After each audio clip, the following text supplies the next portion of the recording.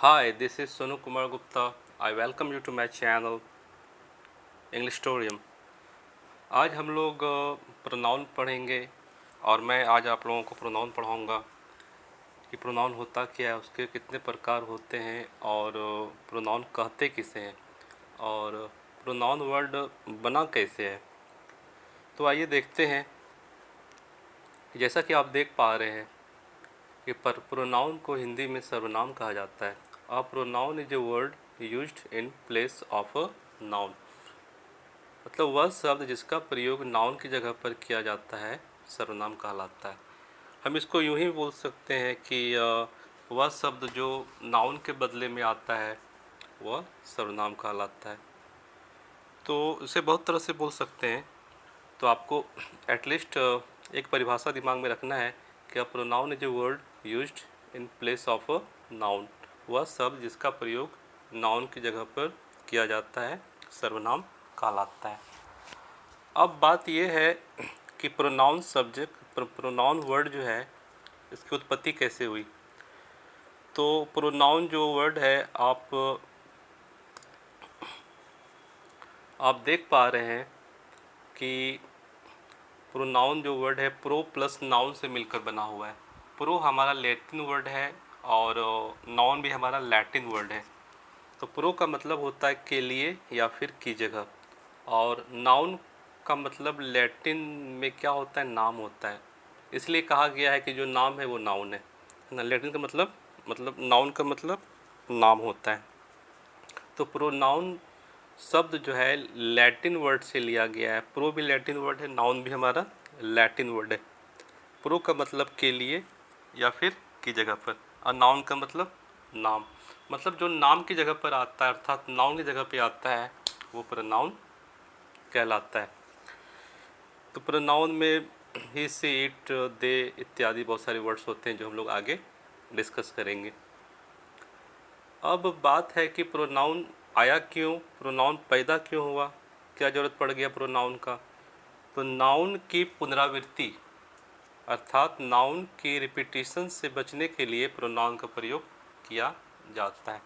Pronoun को इसलिए लाया गया है कि एक ही नाउन को बार बार रिपीट न किया जाए। तो आइए इसको हम एग्जाम्पल से समझते हैं।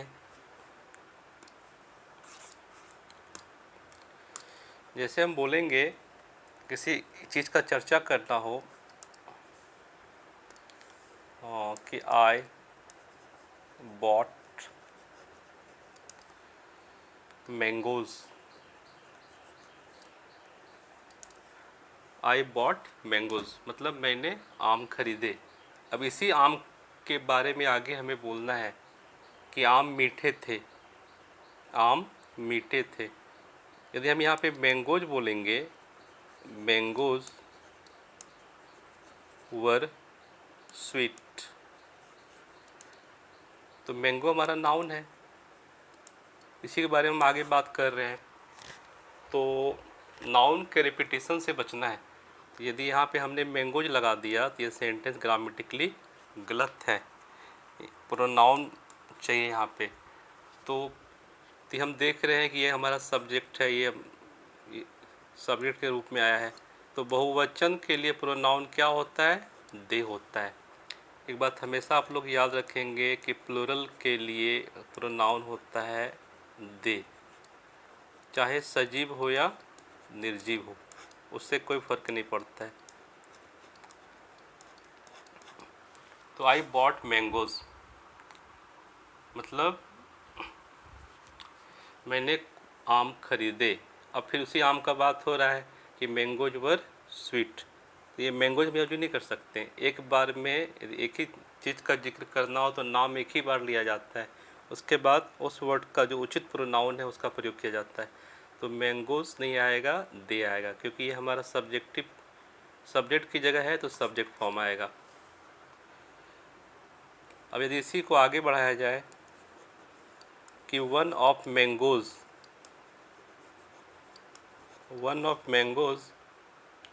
was rotten,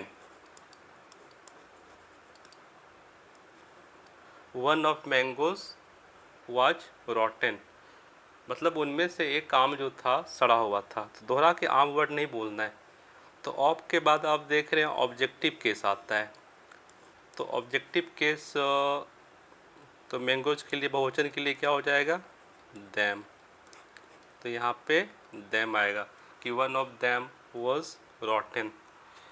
तो इस बात को आपको ध्यान में रखना है कि प्रोनाउन का प्रयोग नाउन के बदले में आता है, और नाउन का प्रयोग हम एक ही बार कर सकते हैं, बार बार नहीं कर सकते। दोहरा के उस नाउन का जिक्र करना हो तो उसके लिए हम उचित प्रोनाउन का प्रयोग करेंगे। आई होप आपको ये बातें समझ में आ रही होंगी। अब हम लोग इसमें आगे बढ़ते हैं।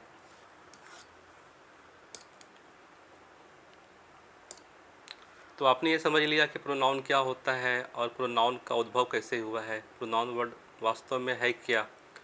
ये बातें क्लियर हो गई कि प्रोनाउन जो है प्रो प्लस नाउन से मिलकर बना हुआ है। प्रो हमारा लैटिन वर्ड है, नाउन हमारा लैटिन वर्ड है। तो प्रो का मतलब के लिए होता है, नाउन का मतलब नाम होता है, अर्थात नाउन के लिए। जो नाउन के लिए वही तो प्रोनाउन है, या फिर जो नाउन की जगह पे आता है वो प्रोनाउन है। तो प्रोनाउन में बहुत सारे वर्ड्स आते हैं, और प्रोनाउन आया ही क्यों है, नाउन की रिपीटिशन से बचने के लिए। तो किसी भी सेंटेंस में, किसी भी कहानी में एक नाउन का प्रयोग एक ही बार करना चाहिए। यदि उसको उसकी चर्चा आगे करनी हो तो उसके लिए उचित प्रोनाउन का प्रयोग होता है। इस बात को हम लोग आगे समझेंगे। अब आगे देखिए कि प्रोनाउन काम किस किस चीज़ का कर सकता है। Work of pronoun. तो प्रोनाउन जो है, जैसा कि आप देख पा रहे हैं, प्रोनाउन पहला नंबर है सब्जेक्ट के रूप में, दूसरा है ऑब्जेक्ट के रूप में, तीसरा है कॉम्प्लीमेंट के रूप में, चौथा है प्रेपोजिशनल ऑब्जेक्ट के रूप में। तो प्रोनाउन वाक्य में चार तरह के काम कर सकते हैं, चाहे वो कैसा भी प्रोनाउन हो। तो इस बात को हम एग्जाम्पल से समझेंगे। आइए देखते हैं। तो प्रोनाउन काम कर सकता है सब्जेक्ट का। जैसे हमने लिखा we are going to market. तो आप देख पा रहे इस वाक्य में है, आर हमारा हेल्पिंग वर्ब है, गोइंग हमारा मेन वर्ब है, अर्थात ये हमारा क्या हो रहा है, सब्जेक्ट। ये है क्या, प्रोनाउन। तो प्रोनाउन किसका काम कर रहा है, सब्जेक्ट का काम कर रहा है। तो आपने ये देखा इस वाक्य में कि जो है प्रोनाउन सब्जेक्ट का भी काम करता है, बस लेकिन वे किस केस में होना चाहिए, सब्जेक्टिव केस या फिर नॉमिनेटिव केस भी बोलते हैं, नॉमिनेटिव केस में होना चाहिए। केस क्या होता है हम लोग आगे समझेंगे। तो प्रोनाउन जो है सब्जेक्ट के रूप में काम कर सकता है। अब आगे देखते हैं, सी टोल्ड अस। आप ये देख पा रहे हैं कि ये सब्जेक्ट है, ये मेन वर्ब है, और ये हमारा ऑब्जेक्ट है। बताया तो किसको बताया, हमें बताया, ये हमारा ऑब्जेक्ट है। सी टोल्ड अस। तो ऑब्जेक्ट का पता हम कैसे लगाएंगे, ऑब्जेक्ट का पता लगाने के लिए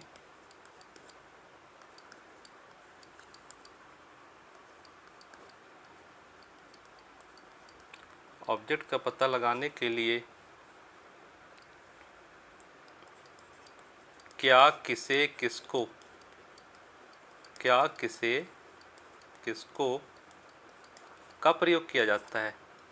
तो ये सवाल किससे करते हैं हम, वर्ब से करते हैं। तो उसने बताया तो क्या बताया, या फिर किसको बताया, तो किसको बताया, अस, हमें बताया। तो ये हमारा यहाँ पे क्या है, ऑब्जेक्ट है। अस वास्तव में क्या है, प्रोनाउन है, और ये ऑब्जेक्टिव केस में है। तो आपने इस वाक्य में ये देखा कि प्रोनाउन हमारा ऑब्जेक्ट का काम करता है, और ऊपर वाले वाक्य में प्रोनाउन हमारा सब्जेक्ट का काम कर रहा था। अब हम लोग आगे देखेंगे कि प्रोनाउन जो है कॉम्प्लीमेंट का भी काम करता है। जैसे हम तीसरा एग्जांपल लेते हैं, यू आर माइन। इस वाक्य में कोई काम नहीं हो रहा है, यू आर माइन, तुम मेरे हो। तो जिस वाक्य में कोई काम नहीं होता है वहाँ पे आपको हेल्पिंग वर्ब के बाद कॉम्प्लीमेंट मिलता है। तो ये मेरा हो रहा है सब्जेक्ट, ये हमारा हो रहा है हेल्पिंग वर्ब, ये हमारा हो रहा है कॉम्प्लीमेंट। तो इस बात को आप लोग गांठ बांध देंगे कि जिस वाक्य में काम नहीं होता है उस वाक्य में हेल्पिंग वर्ब के बाद क्या मिलता है, कॉम्प्लीमेंट मिलता है। तो ये हमारा माइन तो कन्फर्म में कॉम्प्लीमेंट है, लेकिन माइन है क्या, मी का ही रूप, आई का रूप है। तो ये हमारा प्रोनाउन है। ये काम किस चीज़ का कर रहा है, कॉम्प्लीमेंट का काम कर रहा है ना। तो आपने देखा कि जो है प्रोनाउन सब्जेक्ट का भी काम कर रहा है, कहीं पे ऑब्जेक्ट का भी काम कर रहा है, कहीं पे कॉम्प्लीमेंट का भी काम कर रहा है। और इसका हम चौथा एग्जांपल देखेंगे कि प्रोनाउन जो है प्रीपोजिशनल ऑब्जेक्ट का भी काम करेगा।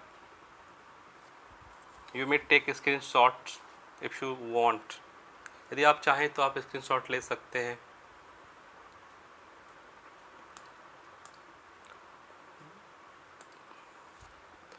अब इसका हम चौथा एग्जांपल देखते हैं।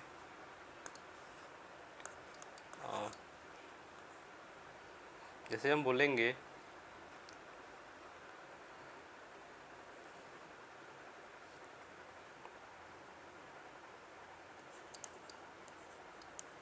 I am gone on you, I am gone on you. तो यहाँ पे आप देख पा रहे हैं कि ऑन हमारा क्या है, प्रीपोजिशन है, और उसके बाद प्रोनाउन का प्रयोग किया गया है। तो यहाँ पे प्रोनाउन किसका काम कर रहा है, प्रीपोजिशनल ऑब्जेक्ट का।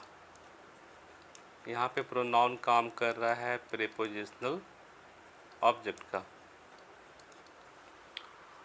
तो आपने अभी तक ये बात समझा कि प्रोनाउन जो है सब्जेक्ट का काम करता है, ऑब्जेक्ट का काम कर सकता है, कॉम्प्लीमेंट का काम कर सकता है और प्रीपोजिशनल ऑब्जेक्ट का काम कर सकता है।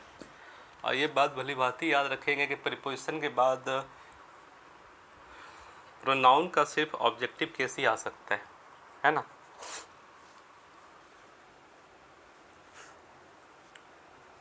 अब हम लोग इसमें आगे देखते हैं।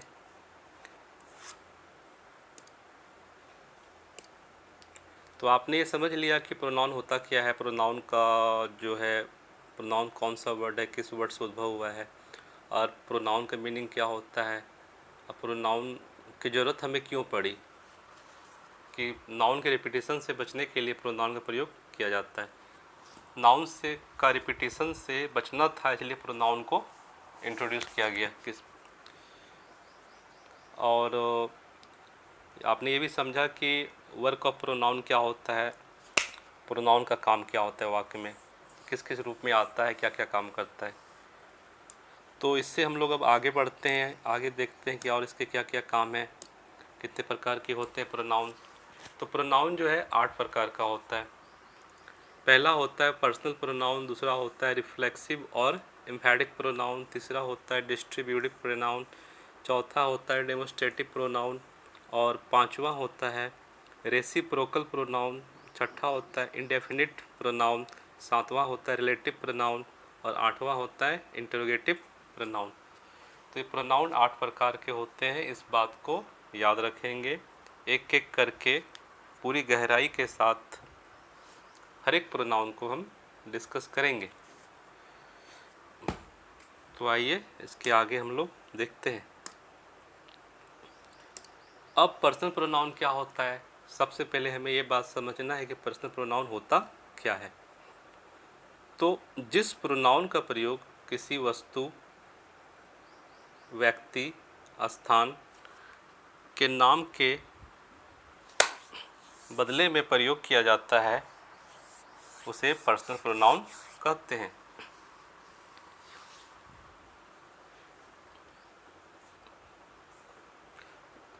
जिस प्रोनाउन का प्रयोग किसी व्यक्ति, वस्तु व स्थान के नाम के बदले में प्रयोग किया जाता है उसे पर्सनल प्रोनाउन कहते हैं। तो पर्सनल प्रोनाउन में क्या क्या आता है, इसकी मूलतः संख्या जो होती है 7 होती है। पर्सनल प्रोनाउन का जो संख्या होती है वो 7 होती है। उसके अलग अलग रूप होते हैं, लेकिन जो मूल है वो 7 होते हैं। क्या क्या होते हैं? I, we, you, he, she, it and they. तो आपने अभी तक ये समझा कि पर्सनल प्रोनाउन होता क्या है, कि जिस प्रोनाउन का प्रयोग किसी वस्तु, व्यक्ति, स्थान के बदले में किया जाता है उसे पर्सनल प्रोनाउन कहते हैं। पर्सनल प्रोनाउंस की संख्या मूलतः 7 होती है, जो इस प्रकार है: आई, वी, जैसा कि आप देख पा रहे हैं, I, we, you, he, she, it and they. अब पर्सनल प्रोनाउन का प्रयोग किस किस रूप में किया जाता है? तो आप ये याद रखेंगे, पर्सनल प्रोनाउन का प्रयोग सब्जेक्ट या ऑब्जेक्ट के रूप में किया जाता है। अब पर्सनल प्रोनाउन पढ़ने के लिए हमें पर्सन पढ़ना पड़ेगा कि पर्सन होता क्या है, कितने प्रकार के पर्सन्स होते हैं। तो इसको हमको समझना है कि वक्ता के आधार पर पर्सनल प्रोनाउन को 3 पर्सन्स में बांटा गया है। वक्ता मतलब स्पीकर, वक्ता का मतलब स्पीकर, इस बात को याद रखेंगे। वक्ता का मतलब स्पीकर।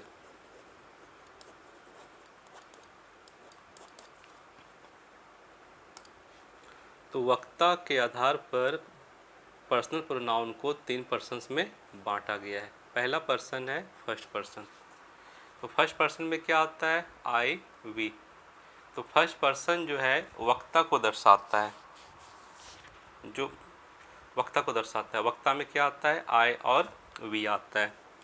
अब दूसरा है सेकंड पर्सन। तो सेकंड पर्सन में यू या फिर दो, यह श्रोता को दर्शाता है। तो दो का मतलब तू होता है, तू। आजकल ये यूज में नहीं है, पहले इसका प्रयोग स्पोकन में भी किया जाता था। तो सेकंड पर्सन में क्या आता है? यू या फिर दो, यह श्रोता को दर्शाता है। फर्स्ट पर्सन वक्ता को दर्शाता है, सेकंड पर्सन श्रोता को दर्शाता है। जब दो आदमी के बीच में बात हो रही हो तो जो बोलने वाला होता है वो आई हो सकता है या वी हो सकता है, जो सुनने वाला होता है वो यू या दो होता है, राइट। अब बात आती है कि थर्ड पर्सन में क्या क्या आता है। तो जैसा कि आप देख पा रहे हैं, थर्ड पर्सन में ही, सी, इट और दे होता है। तो जिसके बारे में बात की जा रही है उसको थर्ड पर्सन दर्शाता है। मतलब दो आदमी के बीच में बातें हो रही है तो जो आदमी बोल रहा है वो फर्स्ट पर्सन है, जो आदमी सुन रहा है वो सेकंड पर्सन है। और जो तीसरे आदमी के बारे में या तीसरी चीज़ के बारे में यदि वो दोनों बात कर रहे हैं, दोनों के बीच में चर्चा हो रही है, तो वो हमारा थर्ड पर्सन होता है।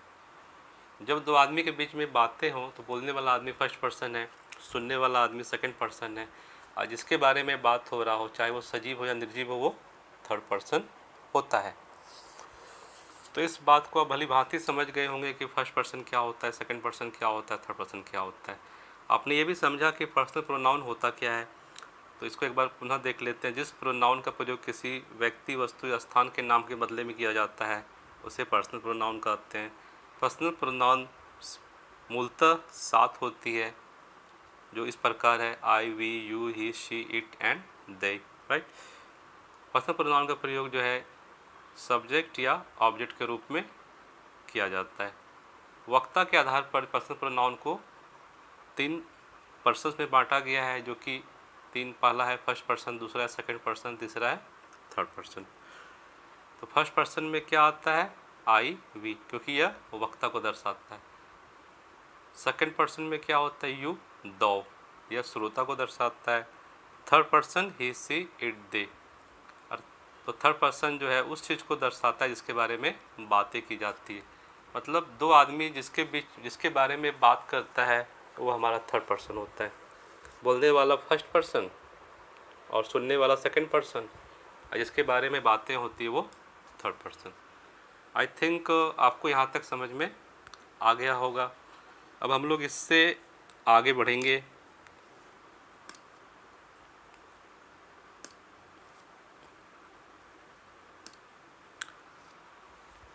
अब देखिए, आपको प्रोनाउन का डीप नॉलेज होने के लिए आपको कारक के बारे में पता होना बड़ा ज़रूरी है। यदि आपको केस पता नहीं है तो आपको प्रोनाउन पढ़ने में दिक्कत होगी। तो आपको प्रोनाउन के लिए केस भी आना चाहिए कि कारक क्या होता है, कितने प्रकार के कारक होते हैं, और क्योंकि इसमें हमारा प्रोनाउन के बहुत सारे रूप होते हैं। पर्सनल प्रोनाउन के अलग अलग रूप होते हैं। नॉमिनेटिव केस होता है, ऑब्जेक्टिव केस होता है, पॉजेसिव केस होता है। यदि हमें केस का नहीं पता हो तो हम सही से प्रोनाउन का प्रयोग नहीं कर पाएंगे। तो प्रोनाउन में हमें बीच में केस भी पढ़ना पड़ेगा। तो आइए देखते हैं कि केस होता क्या है। तो किसी वाक्य में नाउन या प्रोनाउन का दूसरे शब्दों के साथ जो संबंध है उसी को तो केस कहते हैं। किसी वाक्य में नाउन या प्रोनाउन का दूसरे शब्दों के साथ जो संबंध है उसी को तो केस कहते हैं। तो केस जो होता है बेसिकली 4 प्रकार के होते हैं। Nominative case, objective case, vocative case and possessive case. Nominative case को कर्ता कारक कहते हैं, ऑब्जेक्टिव केस को कर्म कारक कहते हैं, वोकेटिव केस को संबोधन कारक कहते हैं और पॉजेसिव केस को संबंध कारक कहते हैं।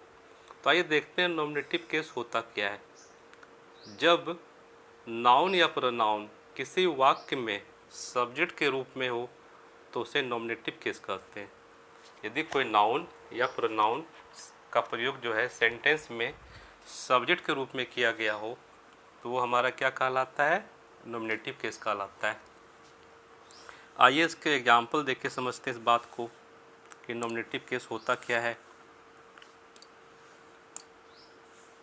मान लीजिए हमने लिखा आई विल किल यू। इस वाक्य में आप देख पा रहे हैं हमारा हेल्पिंग वर्ब है, ये हमारा मेन वर्ब है। मारेंगे तो किसको मारेंगे, किसको से पता चलता है ऑब्जेक्ट का, ये ऑब्जेक्ट है। तो ये हमारा काम कर रहा है सब्जेक्ट का, जो कि हमारा है प्रोनाउन। क्योंकि सब्जेक्ट की जगह 3 ही चीज़ आ सकता है, या तो नाउन आएगा या फिर प्रोनाउन आएगा, फिर जिरांड आएगा। नाउन तो नहीं है, जिरांड का तो बिफोर फॉर्म होता है।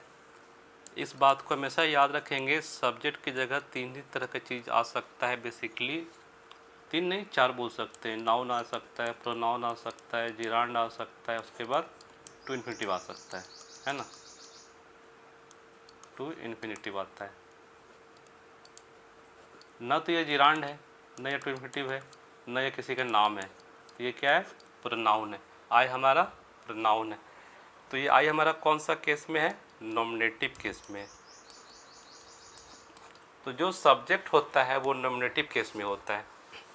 तो ये बात आप समझ गए होंगे कि नॉमिनेटिव केस का प्रयोग जब किसी वाक्य में नाउन या प्रोनाउन का प्रयोग सब्जेक्ट के रूप में किया जाए तो वो नॉमिनेटिव केस कहलाता है। अब बात आती है ऑब्जेक्टिव केस का। जब नाउन या प्रोनाउन किसी वाक्य में ऑब्जेक्ट के रूप में हो तो उसे ऑब्जेक्टिव केस कहते हैं, है ना। तो ऑब्जेक्टिव केस का हम लोग कुछ एग्जाम्पल देख लेते हैं। जैसे कि मैंने लिखा आई, नीचे देखिए नो, आई नो यू। तो इस बात पे गौर करेंगे कि आई हमारा सब्जेक्ट है, नो हमारा वर्ब है। जानते हो किसको जानते हो? तुम्हें जानते हो। तो ये हमारा यू हमारा प्रोनाउन है। ये कौन सा केस में है? ऑब्जेक्टिव केस में। तो यू को हम यहाँ क्या बोलेंगे? यू हमारा ऑब्जेक्टिव केस में। तो कहने का मतलब ये हुआ कि यदि ऑब्जेक्ट के रूप में किसी प्रोनाउन का प्रयोग करना हो तो ऑब्जेक्टिव केस में होगा। यदि सब्जेक्ट के रूप में किसी प्रोनाउन का प्रयोग करना हो तो वो नॉमिनेटिव केस में होगा। आई थिंक आपको ये बातें भली भांति समझ में आ रही होंगी कि केस क्या होता है, केस कितने प्रकार के होते हैं, नॉमिनेटिव केस क्या होता है, ऑब्जेक्टिव केस क्या होता है। हम लोग अभी यहाँ तक पढ़े हैं। तो जब किसी नाउन या प्रोनाउन का किसी वाक्य में सब्जेक्ट के रूप में प्रयोग हो तो उसे नॉमिनेटिव केस कहते हैं। ऑब्जेक्ट के रूप में प्रयोग हो तो ऑब्जेक्टिव केस कहेंगे। कहने का मतलब ये हुआ कि सब्जेक्ट की जगह प्रोनाउन का नॉमिनेटिव केस आएगा, ऑब्जेक्ट की जगह प्रोनाउन का ऑब्जेक्टिव केस फॉर्म आएगा। अब तीसरा है वोकेटिव केस। तो वोकेटिव केस क्या होता है ये भी हम लोग समझेंगे। जब नाउन को किसी वाक्य में संबोधित करके या पुकारकर कुछ कहा जाए तो उस नाउन को वोकेटिव केस कहते हैं। Let's have some example of this.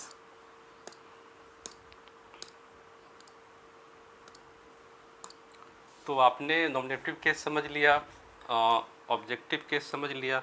अब देखिए कि प्रोनाउन, थोड़ा सा ये समझ लीजिए कि प्रोनाउन का नॉमिनेटिव केस में क्या क्या आता है।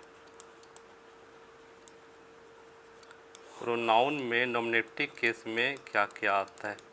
नॉमिनेटिव केस में आता है यू आता है, आई आता है, यू आता है, वी आता है, ही आता है, सी, इट, दे। ये हमारा प्रोनाउन का नॉमिनेटिव केस होता है। यदि अब ऑब्जेक्टिव केस की बात करें, इसमें आएगा मी होगा, यू होगा, अस होगा, हिम होगा, हर होगा, इट होगा और देम होगा। बस गिनती के साथ ही है। तो प्रोनाउन का नॉमिनेटिव केस क्या क्या होता है, I, you, we, he, she, it, they. Objective case क्या होता है, me, you, us, him, her, it, them. इसका मेंशन मैंने आगे किया हुआ है, आगे देख लेंगे, लिखने की ज़रूरत नहीं है, बस मैंने समझाने के लिए इसे लिखा है।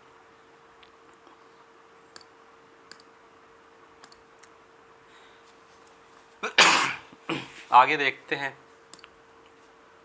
कि वोकेटिव केस होता क्या है। तो वोकेटिव केस में क्या क्या आएगा, इस बात को हम लोग समझेंगे। थोड़ा इसका हम परिभाषा देख लेते हैं। तो आइए देखते हैं कि वोकेटिव केस होता क्या है। जब नाउन को किसी वाक्य में, जब नाउन को किसी वाक्य में संबोधित करके या पुकारकर कुछ कहा जाए तो उस नाउन को वोकेटिव केस कहते हैं, है ना। पुकार के कुछ कहा जाए, जैसे बोलना हो कि राम एक गिलास पानी लाओ, तो यहाँ राम हमारा कौन सा केस है, वोकेटिव केस है ना। सीता इधर आओ, ये कौन, तो सीता हमारा कौन सा केस है, वोकेटिव केस में है। तो इस बात को पकड़ना है। जैसे एग्जाम्पल इसका होगा,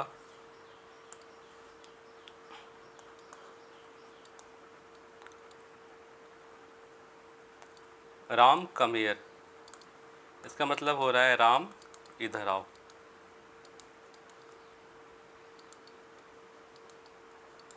तो यहाँ पे हमने उसे पुकार कर या नाम लेकर संबोधित करते हुए बुला रहे हैं।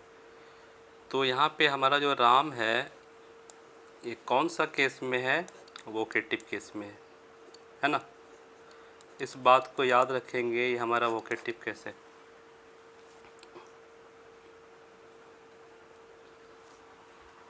तो ये बड़ी भांति समझ गए होंगे। तो किसी को नाम लेके कुछ करने के लिए कहना हो तो वो हमेशा हमारा वोकेटिव केस होता है।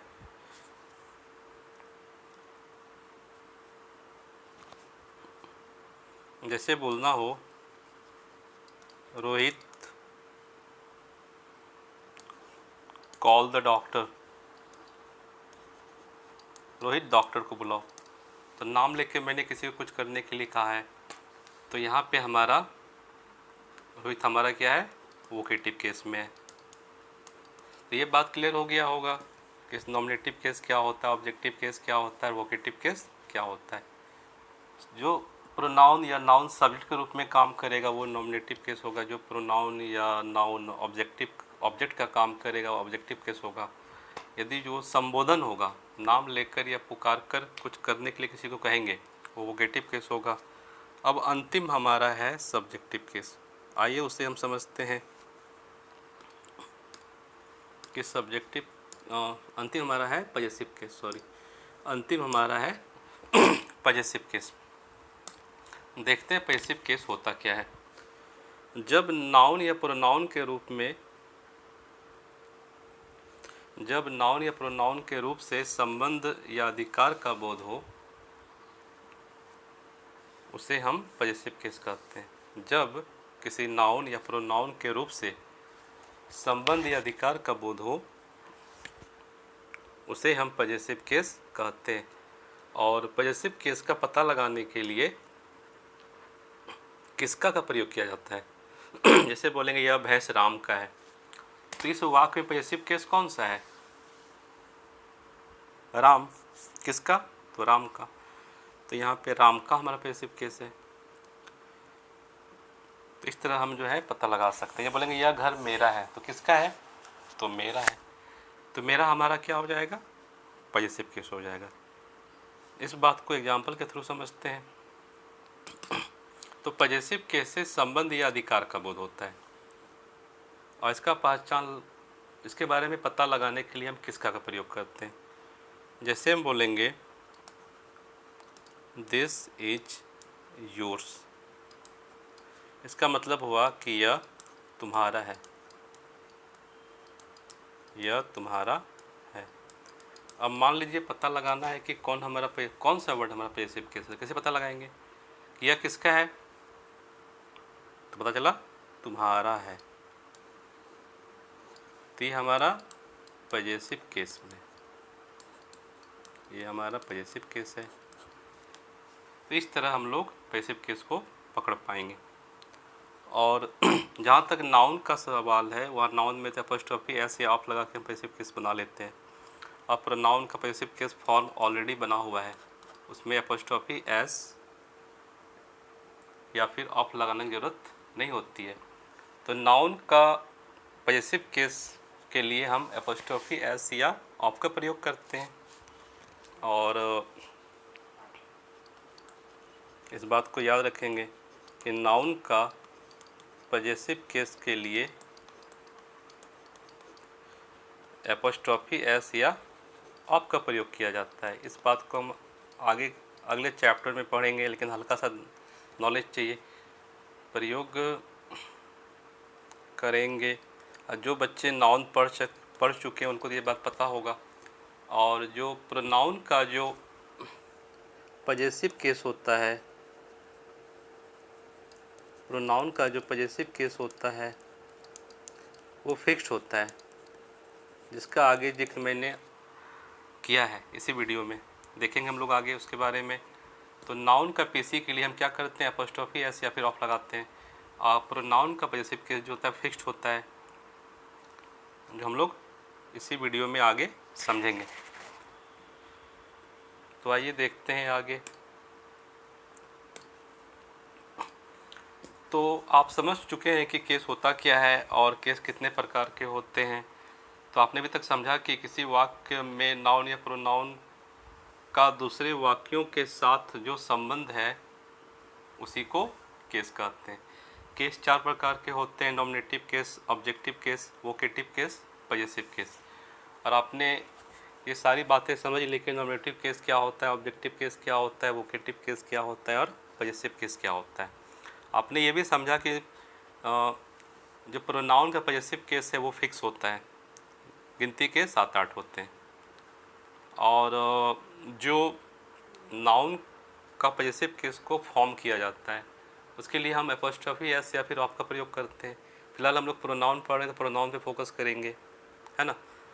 तो अब देखिए कि केस के बारे में इम्पोर्टेंट बातें क्या हैं। तो प्रोनाउन के सिर्फ 3 ही केस हो सकते हैं, प्रोनाउन का वोकेटिव केस नहीं होता है ना। और नाउन के 4 केस होते हैं, इस बात को याद रखेंगे। प्रोनाउन के 3 केस होते हैं और नाउन के 4 केस होते हैं। चारों के चारों नाउन के लिए हैं, लेकिन जहाँ तक प्रोनाउन का सवाल है तो प्रोनाउन में सिर्फ 3 ही केस आ सकता है, प्रोनाउन में सिर्फ 3 ही केस आ सकता है। तो कौन कौन सा केस आएगा प्रोनाउन के लिए? एक आएगा नॉमिनेटिव केस, दूसरा आएगा ऑब्जेक्टिव केस और तीसरा आएगा पॉजिटिव केस। मतलब प्रोनाउन में वोकेटिव केस नहीं हो सकता है।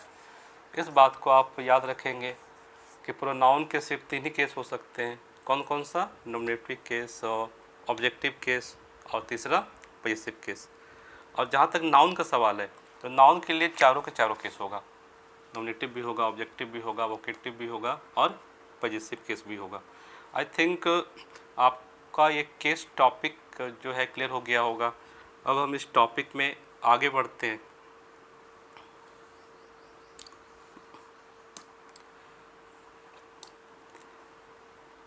अब देखिए, अब हम लोग पर्सनल प्रोनाउन पढ़ रहे थे, उसी बीच में हमें केस पढ़ना ज़रूरी था, तो हमने केस पढ़ा। अब हमको ये देखना है कि पर्सनल प्रोनाउंस के क्या क्या फॉर्म्स होते हैं, और वो फॉर्म जो है पर्सन के हिसाब से होता है, first person, second person, third person, है ना। तो हम फर्स्ट पर्सन में देखेंगे कि फर्स्ट पर्सन में नॉमिनेटिव केस क्या होता है। तो फर्स्ट पर्सन में नॉमिनेटिव केस होता है आई वी। ऑब्जेक्टिव केस क्या होता है मी अस। पॉजेसिव केस क्या होता है mine hours, right. Second person की बात करें तो नॉमिनेटिव केस क्या होता है दाओ यू। ऑब्जेक्टिव केस क्या होता है दी यू। पॉजेसिव केस क्या होता है दाइन योर्स। तो आप इस बात पे गौर करेंगे कि जो पहला वाला है सिंगुलर है, ये प्लूरल है। जैसे आई हमारा सिंगुलर है, ये हमारा प्लूरल है। इसी तरह सभी में है कि मी हमारा सिंगुलर है, अस हमारा प्लूरल है। माइन हमारा सिंगुलर है, आवर्स हमारा प्लूरल है। उसी तरह सभी में है कि दाव हमारा सिंगुलर है, यू हमारा प्लूरल है। इस बात को याद रखेंगे कि शायद ही बच्चों को पता होगा, अधिकतर बच्चों को, कि यू हमेशा प्लूरल होता है, यू कभी भी सिंगुलर नहीं होता है ना। आज के बाद ये बात जान लेंगे कि यू प्लूरल होता है, दाव सिंगुलर होता है। मतलब पहला वाला सिंगुलर है, दूसरा वाला प्लूरल है। Singular plural singular plural singular plural, इस तरह दिया हुआ है। यहाँ पे हमारा दे हमारा प्लूरल है, यहाँ पे देम हमारा प्लूरल है, यहाँ पे देर हमारा ये प्लूरल है, और बाकी जो है इधर साइड वाले सारे सिंगुलर है। मतलब अंतिम वाले जो हैं वो सारे हमारे प्लूरल हैं। तो अधिकतर बच्चों को ये पता नहीं हो, तो पता होगा कि यू हमारा प्लूरल होता है। तो आज के बाद ये गांठ मान लेंगे यू हमारा प्लूरल होता है ना। लेकिन आजकल जो है मॉडर्न इंग्लिश में हुआ क्या है कि जो है दाव दी दाइन इस सब का प्रयोग नहीं किया जाता है।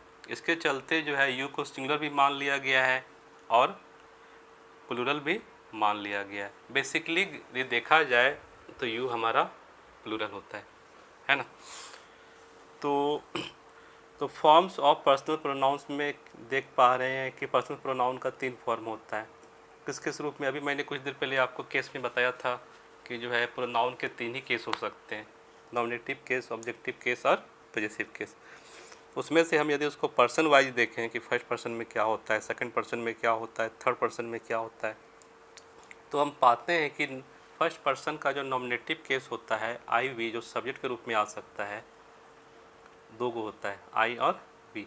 आई सिंगुलर होता है, वी प्लूरल होता है। उसी प्रकार ऑब्जेक्टिव केस की यदि हम बात करें तो मी हमारा सिंगुलर होता है, अस हमारा प्लूरल होता है, राइट। पॉजेसिव केस की बात करें तो माइन हमारा सिंगुलर है, आवर्स हमारा प्लूरल है, आवर्स हमारा प्लूरल है। इसी प्रकार सेकंड पर्सन में भी है और थर्ड पर्सन में भी है। आई थिंक दैट आपको ये सारी बातें समझ में आई होंगी और मुझे उम्मीद है कि आप समझ रहे होंगे। आइए इसका कुछ इस चार्ट का प्रयोग हम एग्जाम्पल के रूप में करते हैं। जैसे देखिए, मान लीजिए आपने अभी पढ़ा है कि प्रोनाउन का प्रयोग जो है नाउन के बदले में किया जाता है और एक ही नाउन का प्रयोग बार बार नहीं करना चाहिए। यदि उसी का जिक्र करना हो तो उसके बदले हम प्रोनाउन प्रयोग करते हैं। जैसे हम मान लीजिए कोई हम सेंटेंस लिखते हैं, सीता आस्क्ड राम। सीता ने राम से पूछा। अब हमको बोलना है कि सीता ने राम को बता दिया, सीता ने राम को बता दिया। तो हम ये क्या देख रहे हैं, ये हमारा है सब्जेक्टिव केस, ये हमारा है ऑब्जेक्ट के रूप में है ऑब्जेक्टिव केस, ठीक ना। अब सीता ने राम को बताया, यदि इसी बात को आगे बढ़ाएं, सीता राम को आगे ले जाएं, तो सीता राम तो दोहरा के आएगा नहीं, ग्रामेटिकली एरर हो जाएगा कि नाउन का प्रयोग एक ही बार करते हैं। उसी चीज़ का जिक्र बार बार करना हो तो हम उसका प्रोनाउन लेंगे। तो आप देख रहे हैं कि सीता हमारा सब्जेक्टिव केस में है, राम हमारा ऑब्जेक्टिव केस में है ना। और ये हमारा थर्ड पर्सन है, ये हमारा थर्ड पर्सन है।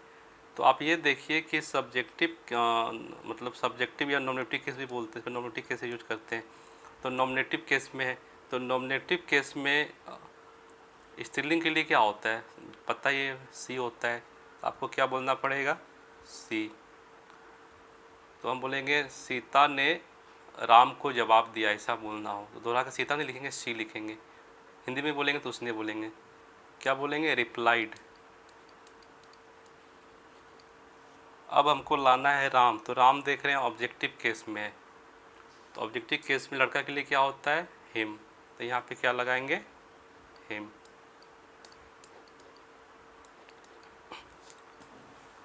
तो केस के अनुसार प्रोनाउन का प्रयोग किया जाता है, इस बात को अब याद रखेंगे कि केस के अनुसार प्रोनाउन प्रयोग किया जाता है। प्रोनाउन हमारा, यदि कोई नाउन हमारा नॉमिनेटिव केस में है तो आगे उस नाउन का जिक्र करना हो तो उसके लिए हम जो है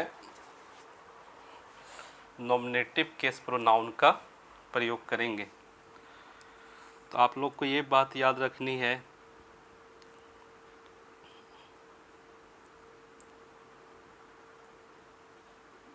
यदि सब्जेक्ट नॉमिनेटिव केस में है तो प्रोनाउन भी नॉमिनेटिव केस में होना चाहिए। यदि ऑब्जेक्ट ऑब्जेक्टिव केस में है तो प्रोनाउन भी हमारा ऑब्जेक्टिव केस में होना चाहिए, है ना। इस बात को गांठ बांध लेंगे, इस बात को याद रखेंगे। यदि सब्जेक्ट हमारा नॉमिनेटिव केस में है तो प्रोनाउन भी हमारा क्या होगा, नॉमिनेटिव केस में होगा। ये मतलब नाउन के संदर्भ में बात है, नाउन के संदर्भ में।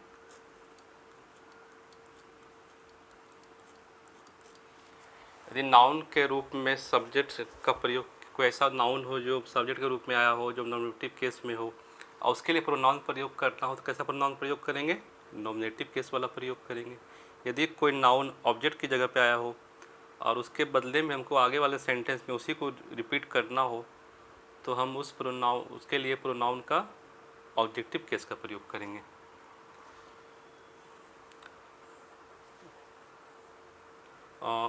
आई होप दैट जो मैंने आज आपको पढ़ाया वो आपको भली भांति समझ में आया होगा। और ये अभी इसकी जो शुरुआत हुई है प्रोनाउन की, इसमें और हमें आगे पढ़ने हैं। ऐसे वीडियो आते रहेंगे। यदि आपको ये वीडियो अच्छा लगा हो तो आप मेरे चैनल को लाइक करें, सब्सक्राइब करें और बेल आइकन को दबा दें ताकि जो है आपको आने वाले वीडियो का नोटिफिकेशन मिलता रहे। Till then, goodbye.